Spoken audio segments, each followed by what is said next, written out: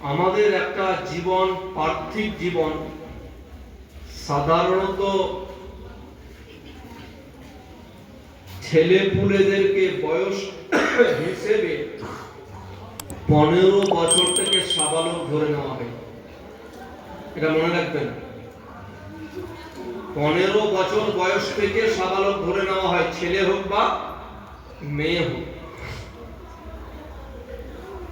আর 15 বছরের পূর্বে যদি সাবালক হওয়ার লক্ষণ তাদের মধ্যে পাওয়া যায়, ছেলেদের ক্ষেত্রে 12 বছর থেকে সম্ভাবনা শুরু হয় সাবালক হওয়ার, মেয়েদের ক্ষেত্রে 9 বছর থেকে সাবালিকা হওয়ার সম্ভাবনা শুরু হয়। 12 থেকে 15, 9 থেকে 15, এর মাঝখানে যদি লক্ষণ পাওয়া যায় তাহলে তাকে সাবালক সাবালিকা বলে ধরে নেওয়া হবে। আর লক্ষণ যদি না পাওয়া যায় তো বয়স হিসেবে তখন 15 হলে সে সাবালক। 15 বছর বয়স যখন হলো সাবালক সাবালিকা, তখন থেকে ইসলামের ফরজ তার উপরে শুরু হলো। এই সময় থেকে তাকে নিজের ঈমানকে সুরক্ষিত রাখতে রাখতে রাখতে মরণ পর্যন্ত যেতে হবে। কেউ 60 বছর বাঁচবে, কেউ 70 বছর বাঁচবে, কেউ আবার তার চাইতেও বেশি বাঁচবে। তাহলে আমাদের যে একটা যাত্রা, এক লম্বা যাত্রা, 15 বছর যদি মাইনাস করে দেন তবুও কেউ হয়তো 50 বছর ধরে তাকে সুরক্ষিত রাখতে হবে, কাউকে হয়তো 60 বছর ধরে সুরক্ষিত রাখতে হবে।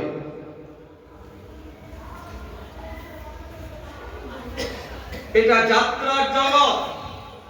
আমাদের এই যাত্রার অন্ত হবে আমাদের মৃত্যুতে। এই সারা জগৎটাই হলো যাত্রা জগৎ। আমরা সকলেই যাত্রী, আমরা চলতেই আছি, যদিও এখন আসলে বসে আছি, কিন্তু আসলে আমরা যাত্রী। যদিও আমরা ঘুমোই বিছানায় গিয়ে, কিন্তু আমরা আসলে যাত্রী। এই জগৎটাই হচ্ছে যাত্রা। আমাদের এই জীবন যাত্রার অন্ত হচ্ছে মৃত্যু। তো এই যে একটা দীর্ঘ সময় ধরে নিজের ঈমানকে সুরক্ষিত রেখে মুসলমান হয়ে মরতে হবে, এই সহজ কথা নয়, কঠিন দুষ্কর। কেননা আমরা দিবানিশি, রাতে দিনে সামাজিক, অর্থনৈতিক, শারীরিক, ধর্মীয় বহু রকমের সমস্যার সম্মুখীন হই। কখনো আর্থিক সংকটের কারণে মানুষের ঈমান চলে যেতে পারে। আমাদের বীরভূম এলাকায় বলা হয় স্বভাব অভাবে স্বভাব নষ্ট। কখনো মানুষের শারীরিক কারণে ঈমান চলে যেতে পারে, ধৈর্য হারা হয়ে বেঈমান হয়ে যেতে পারে। কখনো সামাজিক কারণে মানুষের ঈমান চলে যেতে পারে। তাহলে আমাদের সামনে কত জটিল সমস্যা, বলুন তো, ভাবুন যে এতটা বছর ধরে নিজের ঈমান খানাকে সুরক্ষিত রেখে মুসলমান হয়ে মরা কত বড় কঠিন কাজ। সত্যিকারেরই বিশাল কঠিন। যদি আমরা ভেবে দেখি, সত্যিকারের মহা কঠিন। ঈমান বাঁচিয়ে রাখা দুষ্কর। আল্লাহ রাসূল সাল্লাল্লাহু তাআলা আলাইহি ওয়াসাল্লাম হাদিস শরীফের মধ্যে বলতে পারেন, এক যুগ এমন আসবে, পরবর্তীকালে একটা এমন সময় আসবে